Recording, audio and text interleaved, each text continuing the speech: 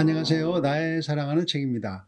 오늘은 존 버년의 철로역정을 소개하는 11번째 시간입니다.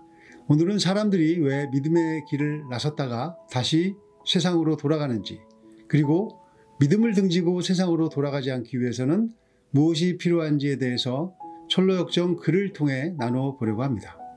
오늘로 철로역정에서 꼭 소개하고 싶은 장면들은 거의 소개하게 되는 것 같습니다. 다른 책은 몰라도 이 책만큼은 꼭 직접 읽어보시고 한 장면 한 장면을 통해서 내 마음에 주님이 얼마나 계시는지 확인하고 돌이키는 시간 되시기를 축복합니다. 먼저 철로역정 1부에 나오는 소망과 크리스천의 대화를 발췌해서 보겠습니다. 여러 사람들이 갑자기 되돌아서는 이유를 좀 생각해 보고 싶습니다. 그건 큰 유익이 될 것입니다. 형제가 한번 말해 보시죠. 제 판단으로는 거기에는 4가지 이유가 있다고 봅니다. 첫째로 그들의 양심은 깨우침을 받았지만 그들의 마음은 아직 변화되지 않았기 때문입니다. 둘째로 그들이 비천한 두려움에 사로잡혀 있기 때문입니다. 이 비천한 두려움이란 사람에 대한 두려움을 말하는 것입니다. 사람을 두려워하면 올무에 걸리게 되거니와 지옥의 화염이 그들의 귓가에서 이글거릴 때에는 하늘나라에 대해 열렬한 것 같아 보이지만 그 공포가 약해지면 다른 생각을 하게 됩니다. 셋째로 종교에 의지한다는 수치심이 그들이 나아가는 데 걸림돌이 되기도 합니다. 교만하고 오만한 자들의 눈에 종교는 천박하고 치욕스러워 보입니다. 넷째로 죄책감을 느끼고 두려운 생각을 갖는다는 것은 그들에게 몹시 우울한 일입니다. 그들은 죄책감과 두려움을 느끼기 싫어하기 때문에 일단 하나님의 진노와 공포에 대한 각성이 사라지면 다시 마음을 완악하게 먹고 더욱더 자신들을 완악하게 만드는 길로 애써 나아갑니다. 4가지 이유를 다시 정리하면 이렇습니다. 양심은 깨우침을 받았지만 마음이 변화되지 않았다는 말은 마음의 주인이 바뀌지 않았다는 뜻입니다. 마음의 변화는 우리 마음의 주인이 바뀐다는 말입니다. 지옥에 가기 싫어서 주님을 믿는다는 것도 사실은 지옥이라는 존재감이 주님보다 더 크다는 말이 됩니다. 지옥의 주권도 사실은 하나님의 손 안에 있는데 말입니다. 두 번째, 사람에 대한 두려움 때문에 믿음을 떠난다고 합니다. 사람들에게 안 좋은 평가를 받으면 어쩌지 하는 두려움이 있다면 속마음을 많이 감춰야 합니다. 때로는 마음에 있는 것 중 일부를 고르고 골라서 선택적으로 보여주기도 합니다. 속을 잘 감추던 그렇지 못하던 스스로 안 좋은 평가를 받는 것은 견디지 못합니다. 나에 대한 애착이 크기 때문입니다. 그래서 이런 사람들은 날씨가 안 좋을 때 길을 떠나는 것은 현명하지 않다고 생각합니다. 하지만 자신이 인정받고 자신의 의의를 드러낼 기회라고 생각하면 어려운 것도 잘 참고 견딥니다. 세 번째, 종교를 의지한다는 수치심이 믿음의 걸림돌이 된다고 합니다. 누군가를 의지한다는 것은 나보다 더 나은 존재가 있다는 뜻입니다. 보통 자존심이 센 사람은 잘 부탁하지 못하고 누군가를 많이 의지하지도 못합니다. 그런 성향을 가진 사람은 주님께 모든 걸 의지한다는 것이 자존심도 상하고 수치심까지도 느낄 수 있게 된다는 것입니다. 우리가 잘하는 것은 보통 우리도 주님께 묻지 않고 그냥 할 때가 많습니다. 자아가 강하고 똑똑할수록 주님을 주인님으로 모시기는 어렵다는 이야기로 들립니다.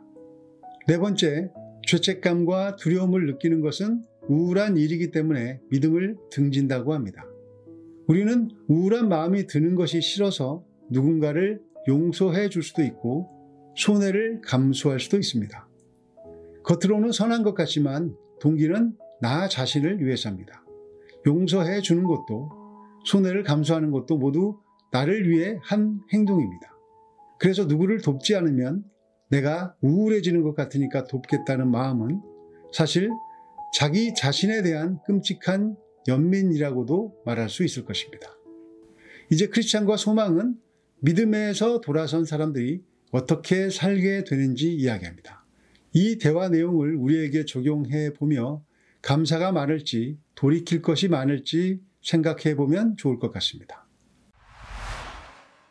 제가 그들이 되돌아가는 이유를 이야기했으니 당신은 그들이 되돌아가는 양상에 관해 이야기해 주시겠습니까? 기꺼이 그러죠. 우선 그들은 자기가 가지고 있던 하나님에 관한 기억과 죽음, 장래의 심판에 관한 생각들을 떨쳐버립니다. 그리고 나서 그들은 점차 개인적인 의무들, 예를 들면 골방 기도나 종욕의 절제, 경성함, 죄에 대한 탄식 등을 소홀히 하게 됩니다. 그리고 그리스도인들 간의 생기 있고 따뜻한 교제를 끊어버리죠. 이후에 그들은 점차 설교 듣는 일이나 성경 읽는 일, 경건 모임에 참석하는 일 같은 공적인 의무들을 저버리게 됩니다. 그리고 나서 그들은 경건한 사람들에 대해 험담을 하기 시작하고 종교가 갖고 있는 몇몇 약점을 보고는 종교색을 뒤로 던져버립니다. 그 다음에 육신적이고 느슨하고 음탕한 자들과 어울려 사귀기 시작하지요.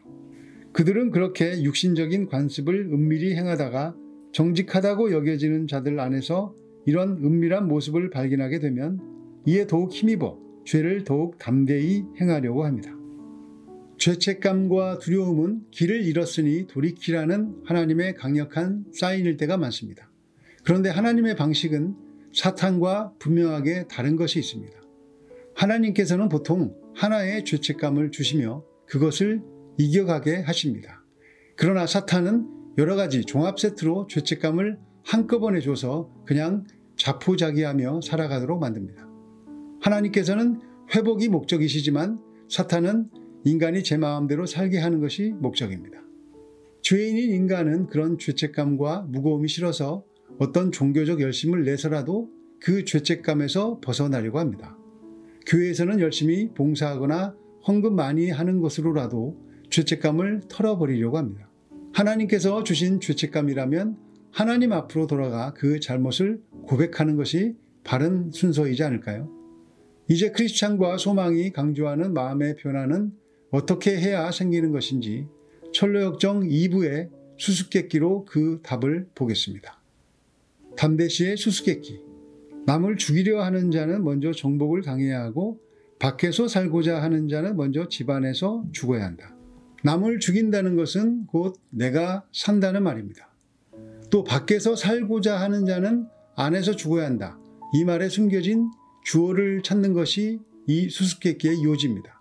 그래서 빈칸 채우기 수수께끼로 바꾸면 이렇게 만들 수 있을 것 같습니다. 내가 살려고 하면 먼저 무엇으로 정복을 당해야 하고 무엇이 밖에서 살고자 하면 먼저 안에서 죽어야 한다. 이 두 단어를 무엇으로 채우시겠습니까?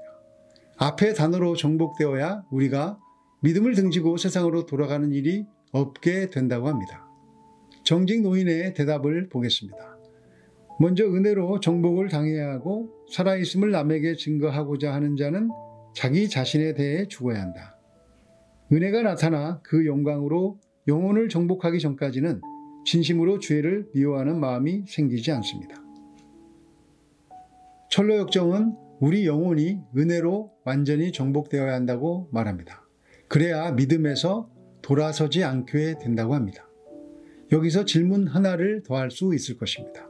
그럼 은혜는 도대체 어떤 사람이 받을 수 있나요?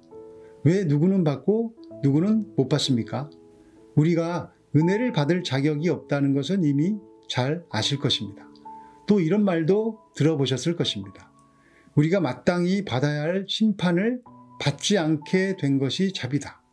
또 우리가 도저히 받을 수 없는 용서와 사랑을 받은 것이 은혜다. 지금 영원한 생명이 실감나신다면 천국에 꼭 가셔서 물어보고 싶지 않으십니까?